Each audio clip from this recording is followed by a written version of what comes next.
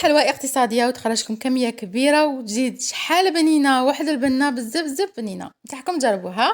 في سلطه درت 125 غرام زبده تكون طريه، زوج فرماج خلطوهم مليح، زيدوا 2 كيسان ونص سكر كلاصي ورشه الملح. الكاس اللي استعملته هو الكاس تاع لاتاي، خلطوهم غايه وزيدوا 2 بيضات، نضيف بالوحده ونخلط غايه.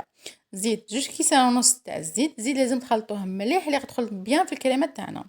ملعقه صغيره لافاني وزاز تاع الليم، 2 كيسان ونص مايزينا، خلطوا غايه ونضيفوا الفرينه تدريجيا وكيس ونصف خميره الحلويات. العجينه نلموها ما تعجنوهاش، لموها فقط بالاصابع، نخلو العجينه تكون طريه ما تيبسوهاش، نحلوها على سبب تكون شويه رليط.